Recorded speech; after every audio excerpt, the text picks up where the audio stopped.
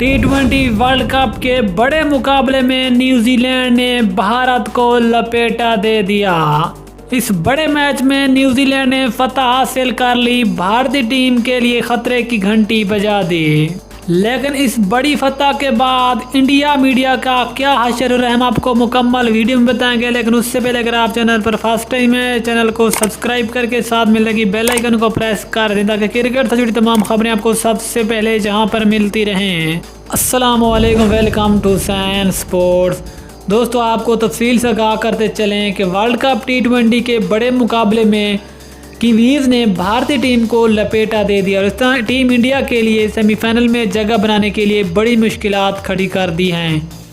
Team India और भारतीय media जो कि इससे पहले पाकिस्तान की टीम पर बड़ी तनकीद कर रहे थे और बड़ी बातें कर रहे थे कि पाकिस्तान की जो टीम है ये सेमीफाइनल में जगह नहीं बना पाएगी क्योंकि पाकिस्तान की टीम एक कमज़ोर टीम है और हम आराम से पाकिस्तान को और न्यूजीलैंड जैसी बड़ी टीमों को हराकर सेमीफाइनल में जगह बनाएंगे। लेकिन भारतीय मीडिया का गरूर खाक में मिल गया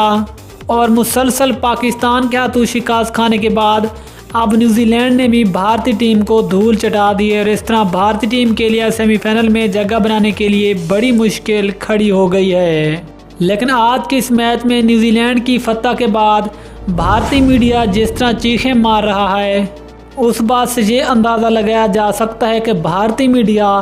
ना तो पाकिस्तान से होने वाली शिकस्त को बर्दाश्त कर पा रहा है और ना ही आज के मैच में जिस तरह उनको बुरी तरह शिकस्त खानी पड़ी है, इंडिया वाले इस हार को बर्दाश्त नहीं कर सकते। लेकिन मज़े की बात यह है कि अब इंडिया टीम के लिए सेमीफाइनल में जगह बनाने के लिए आगे होने वाले तीनों मैचेस जीतना होंगे,